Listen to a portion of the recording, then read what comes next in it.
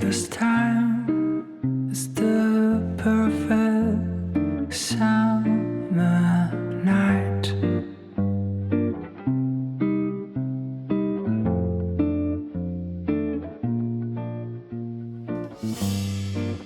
And those three words are spelled out in your eyes.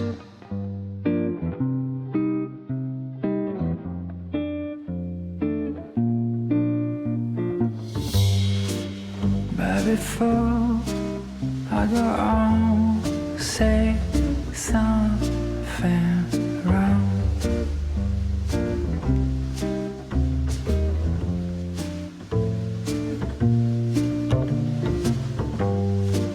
I just hope and bite my tongue.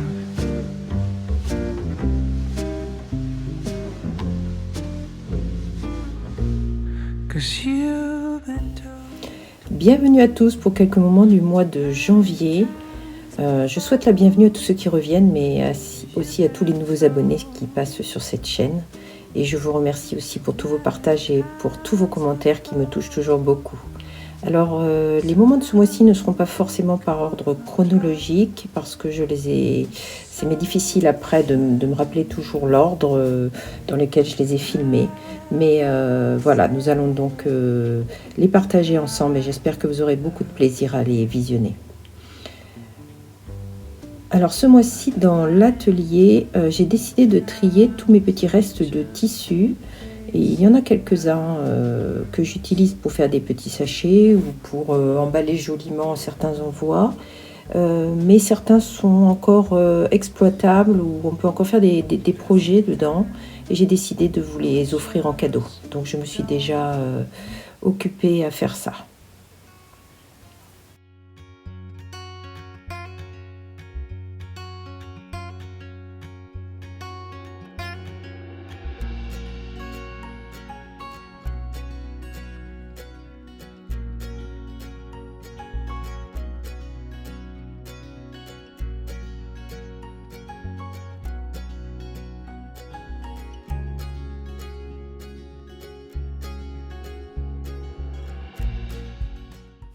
Peu de temps avant que Heidi ne déménage, on a fait une dernière promenade à vélo. Alors je me souviens très très bien et je pense qu'elle se rappellera aussi en regardant ce vlog. Il faisait un froid glacial. D'une façon générale, il y a du soleil sur cette vidéo, mais alors il fait froid, mais froid. Mais c'était un excellent moment, on a beaucoup ri. Pour ceux que ça intéresse, nous avons des vélos électriques mais pliants, d'où leur forme un peu particulière.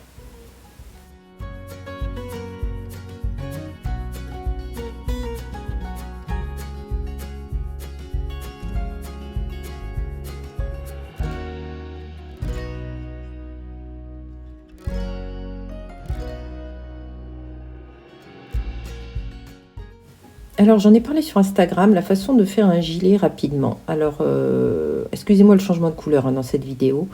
Alors c'est une technique moi que j'utilise sans avoir rien appris depuis toujours.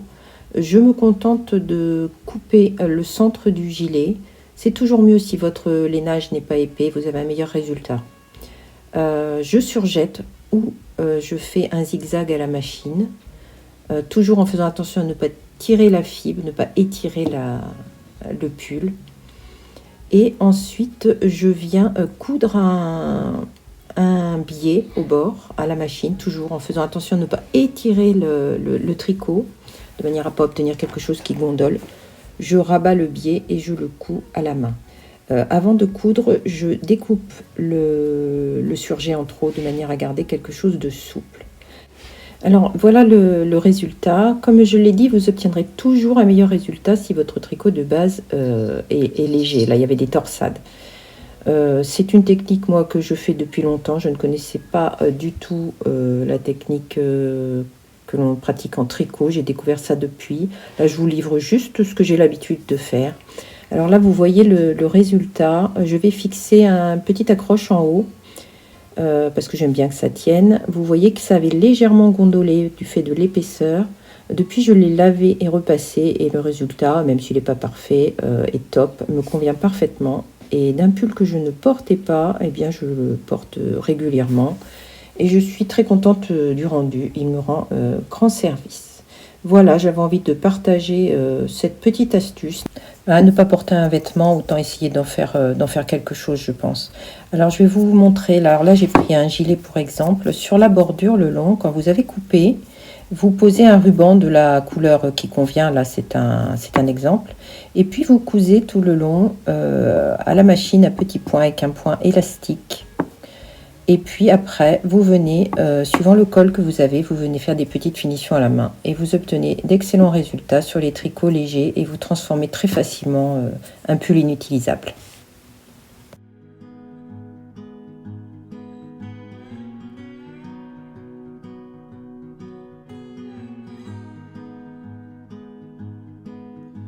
And tell me, honey, will we go far?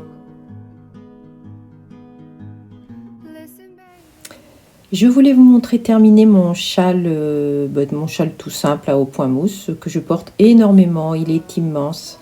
Je ne sais pas si vous vous souvenez, mais c'est un châle en filet main, tout en nuances. Je l'aime beaucoup, beaucoup. Il est très, très chaud. Alors, ce n'est pas les formes que je préfère, mais bon, c'était vraiment un projet qui ne demandait pas beaucoup de réflexion et ça m'allait au moment où je l'ai fait. Et je ne boude absolument pas le plaisir d'avoir un châle aussi douillet en ce moment. What we'll find.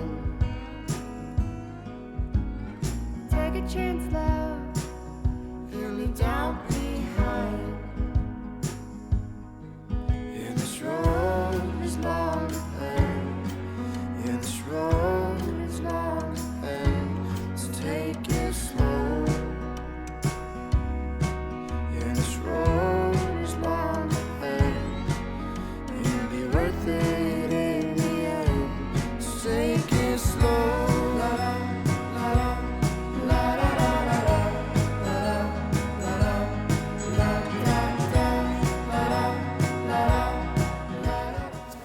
Ce dimanche-là, quand nous nous sommes promenés un petit peu plus haut, nous avons trouvé du mimosa qui était déjà en fleurs. Regardez-moi comme c'est magnifique. On dirait des petits soleils. Et c'était curieux parce qu'il faisait tellement froid aussi ce jour-là. Et ça a réchauffé le cœur de voir ça.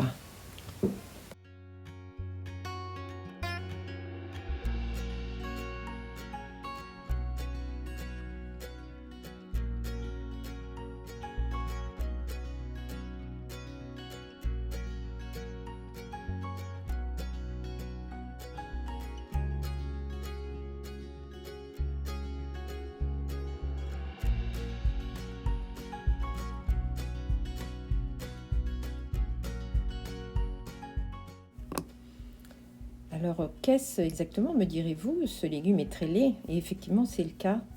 Mais une fois qu'on l'épluche, regardez l'intérieur. J'avais envie de vous le montrer, ce légume, parce qu'il est superbe. Il s'agit d'un radis chinois. Je vous redonnerai la référence. Je l'ai trouvé dans le catalogue de la ferme de Sainte-Marthe. Évidemment, au moment de cette vidéo, je ne trouve plus le catalogue, mais je vous en reparlerai. J'avais vraiment envie de vous partager ce légume magnifique. Et à y être, je vous montre aussi cette variété de carottes qui est aussi tellement belle.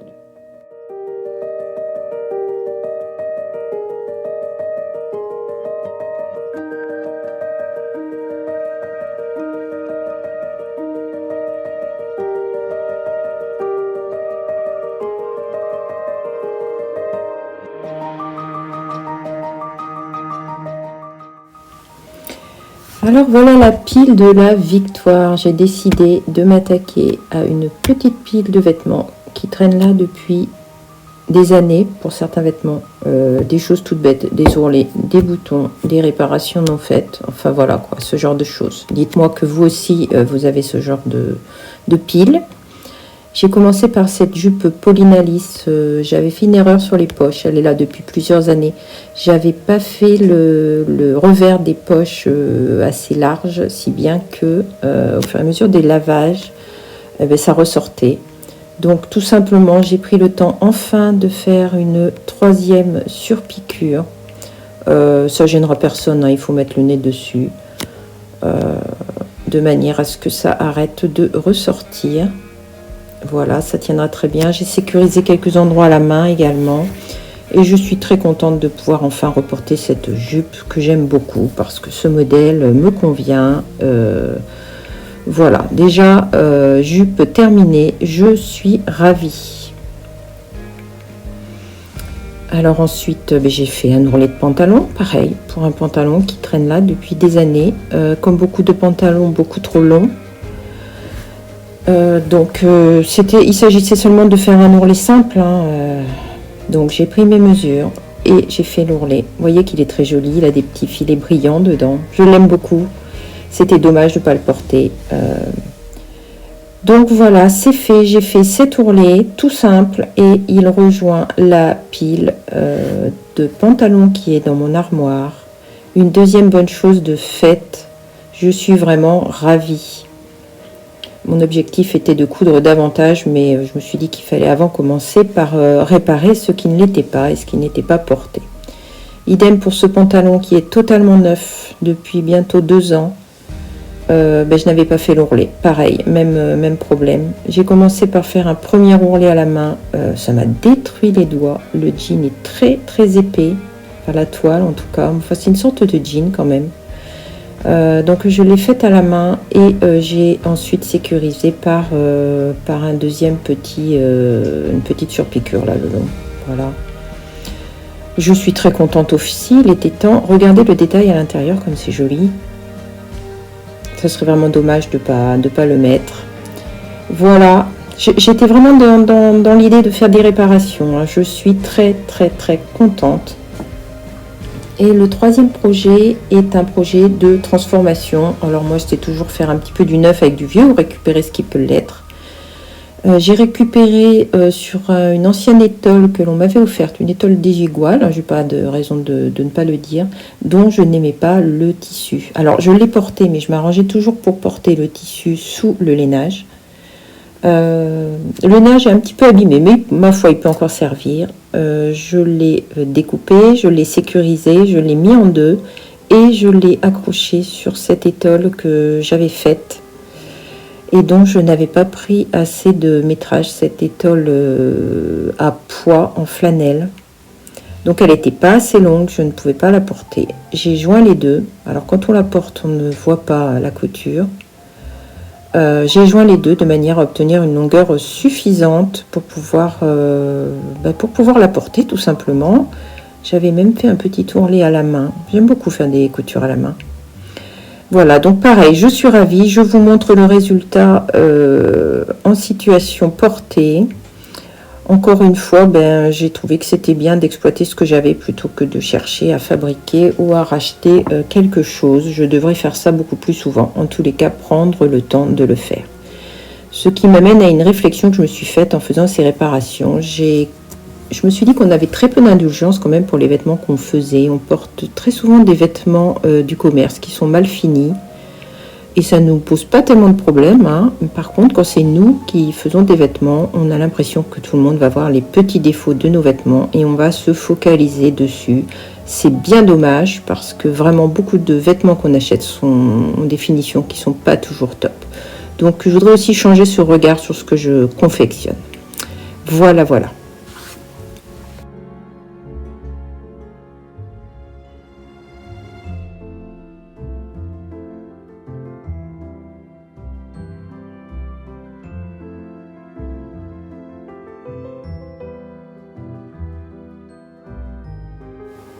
Alors c'est le moment où je voulais remercier Émilie, qui est l'une d'entre vous, qui m'a fait parvenir un colis de remerciements, de choses qu'elle avait confectionnées.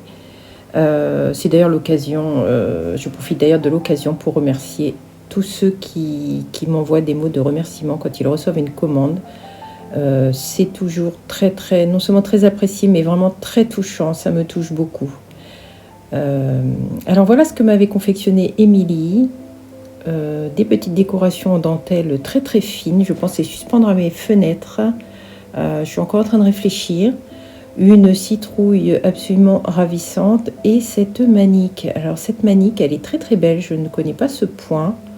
C'est un peu moelleux, C'est vraiment très très chouette. Je remercie infiniment Émilie pour sa gentillesse et pour ce travail magnifique.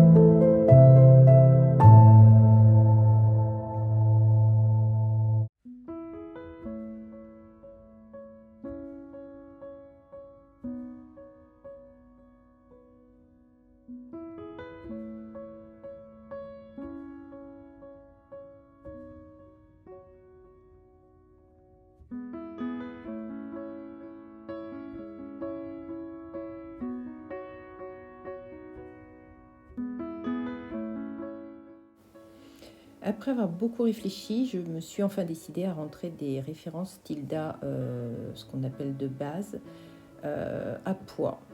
Donc j'en ai fait rentrer dans 2 couleurs pour déjà faire un essai et voir si cela vous plaît pour faire des assortiments ou utiliser simplement le tissu à poids. Et une partie de la nouvelle collection printemps-été 2023 est également arrivée.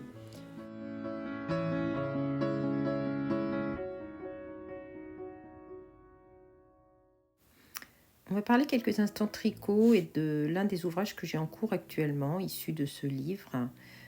C'est un ouvrage que j'ai eu beaucoup de peine à démarrer parce qu'il est en très grosses aiguilles. Ce sont des aiguilles en 8. En plus, je me suis trompée dans l'achat de ces aiguilles. J'ai pris des cubiques. Je suis en train d'en changer parce que ça ne convient pas.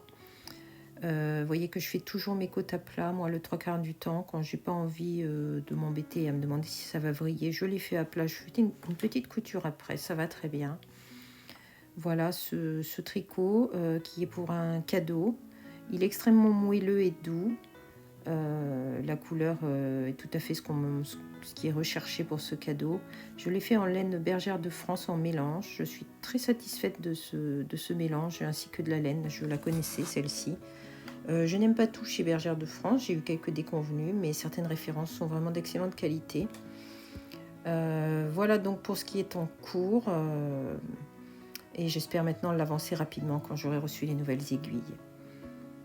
J'ai aussi fait un peu de crochet. Quand j'ai des restes de laine, je fais très souvent ces mitaines très longues que vous pouvez utiliser comme manchette. Bon, voilà ce que ça donne quand on travaille le soir et qu'on est fatigué. Écoutez, vous vous apercevez le lendemain que vous avez une drôle de forme. Là, j'avais rajouté jusqu'à 3 motifs en plus. Si j'en parle, c'est parce que j'apprécie beaucoup ce modèle. Ça utilise très facilement vos restes de laine. Vous glissez le pouce à l'endroit où vous le souhaitez, ou vous ne glissez pas le pouce. Ça vous fait de très très jolies manchettes. J'ai ce livre depuis presque 15 ans et il y a beaucoup de projets que j'aimerais faire dedans. Il est vraiment très très bien. Je ne sais absolument pas si on peut encore le trouver.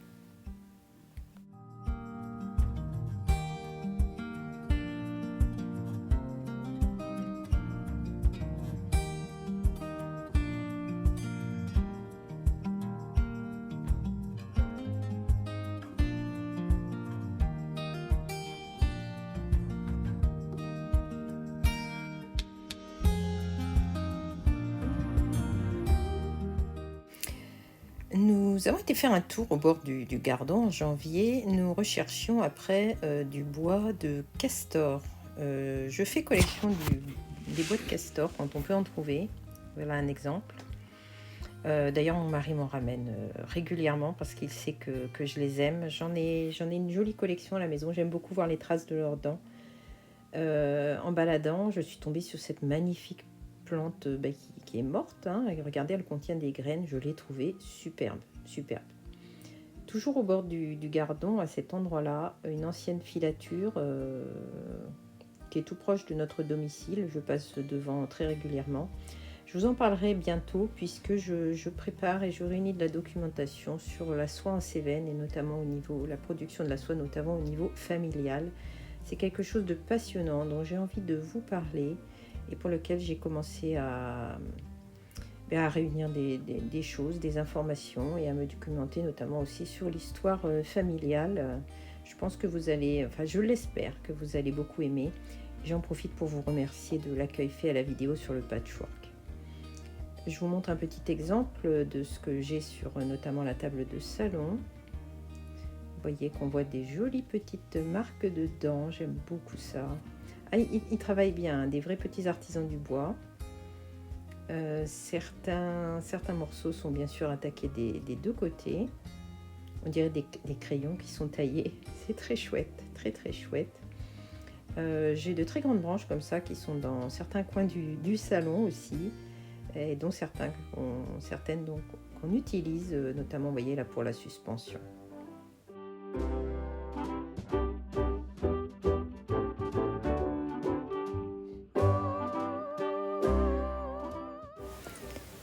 C'est l'occasion de vous montrer cette tasse que j'avais à l'époque achetée à Zodio. Alors, c'est pas dans mon coin parce que je n'ai pas de Zodio dans mon coin. Je crois que j'étais en vacances à cette époque-là.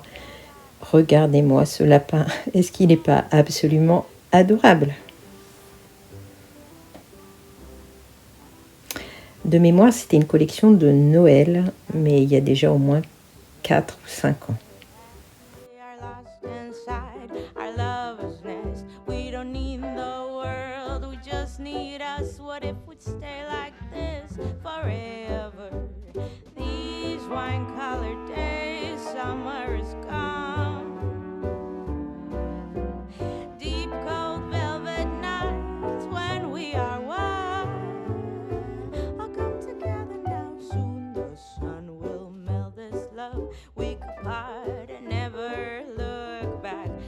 Shortly have us fallen flat. By the springtime we'll be strangers. Nous allons parler un petit peu jardin, faire un tour dans la véranda. Je vous montre quelques-unes des petites expériences et des boutures que fait mon mari. Là par exemple, il a récupéré des bégonias qui avaient gelé, qui avaient été jetés. On aura simplement à changer les contenants. Il les a rabattus et tout le monde repart allègrement. Vous avez derrière un surfinia qui reprendra vie aussi au printemps. Il va très bien. Il fait toujours tout un tas d'expériences et de boutures diverses. Ici, vous voyez notamment une véritable plantation de figuiers qui, ma foi, fonctionne. Vous avez ici une petite lavande. Et même un pied de tomate qui est en fleurs. C'est l'occasion de vous reparler des boutures de laurier rose, puisque c'est quelque chose d'extrêmement simple à faire. Au mois de novembre environ, vous découpez des tronçons entre 15 et 20 cm. Alors, il ne faut pas que ce soit du bois de l'année, hein, du bois un petit peu plus vieux. Vous mettez tout simplement ces tronçons dans l'eau et vous attendez qu'ils racinent. Là, vous en avez qui sont presque sur le point d'être plantés. Nous, on vient de remettre ce pot avec les branches là dans la véranda, mais avant, on les a conservées comme en intérieur. Il faut qu'elles puissent être quand même relativement au chaud pour pouvoir raciner. Je vais vous en montrer un exemplaire qui est déjà replanté dans un petit pot.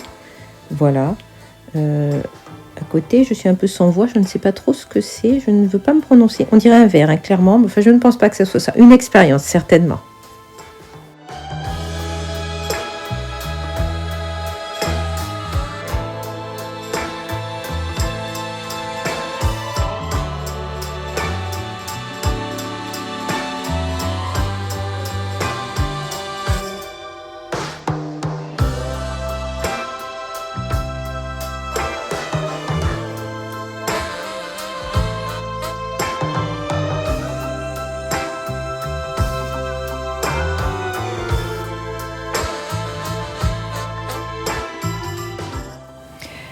Alors c'est le moment de vous parler d'un petit achat laineux. Alors j'en fais pas très souvent, parce qu'en général j'aime bien tricoter, voilà, à mesure ce que j'ai. Mais Pascal, que j'embrasse, si elle passe par ici, se reconnaîtra, m'a signalé les soldes à la droguerie. Et c'est quelque chose qui, je crois, est relativement rare. Et ça m'a permis d'acheter de quoi faire, je voudrais faire une veste assez épaisse, d'acheter un fil que j'aime beaucoup et que je n'ai pas tricoté depuis plusieurs années. C'est le fil recyclé de la droguerie. Alors c'est un fil, on ne va pas se cacher, il est extrêmement rêche au toucher, mais il s'adoucit au fur et à mesure des lavages. Je le connais ce fil, voilà, comme je l'ai dit, je l'ai déjà tricoté. Donc je souhaitais pouvoir l'avoir en kaki, je suis contente, même si je pense que j'ai fait une petite erreur sur les quantités. Du coup j'ai racheté aussi le fil alpaga. Ici c'est le coloris Aster. Il n'est pas tout à fait comme sur la photo.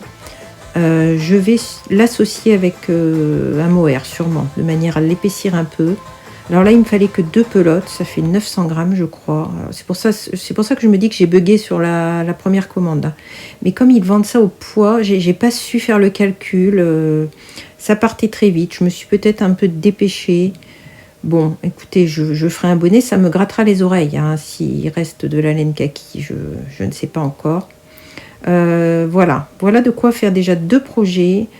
Malheureusement, depuis quelques temps, je ne supporte plus la Kit Silk. Alors, j'ai trouvé cette alternative dont j'ai déjà parlé tout à l'heure chez Bergère de France, la Angel. Elle n'existe pas en énormément de coloris, mais moi, c'est une alternative qui me va très très bien. Il y a 24% de mohair. Le tarif, je crois, de mémoire que c'est 7,50 €.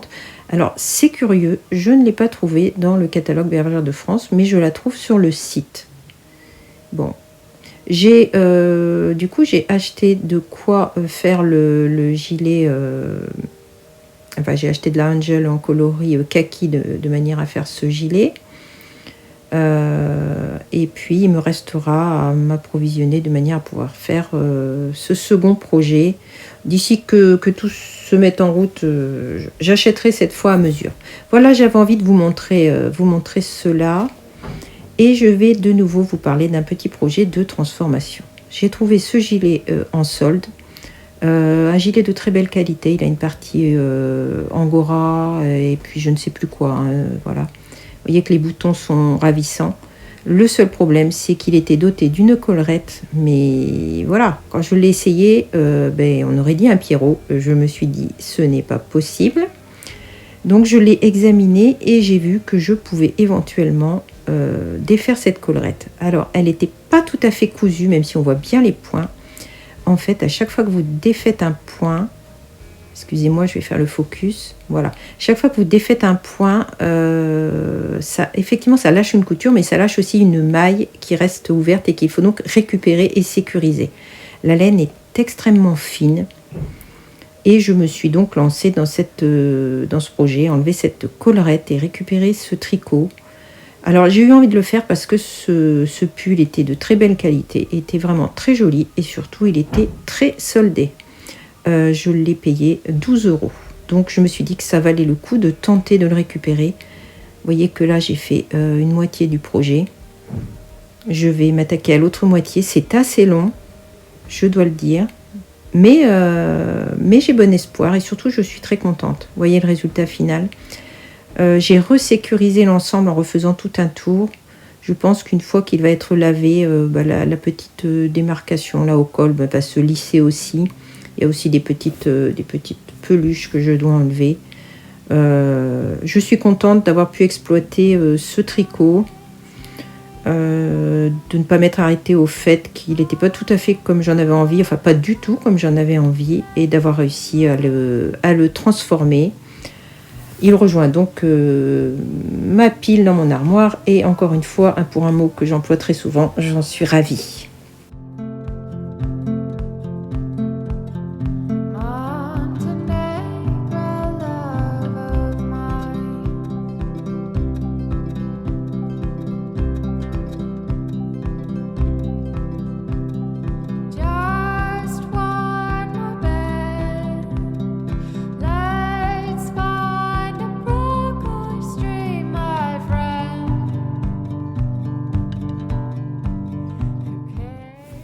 Je ne sais pas si vous le savez, mais les Cévennes et les Grands Causses qui sont là juste à côté sont une des régions les plus riches en menhir et en dolmens. Il y en a énormément, vraiment énormément. Il y en a plus que dans la région Bretagne, ce qui est peu connu. La différence, c'est qu'ils sont dispersés un peu partout. Lors de cette balade, on en voyait absolument partout. Mais je vous amènerai à l'occasion sur des sites tout proches qui sont absolument remarquables.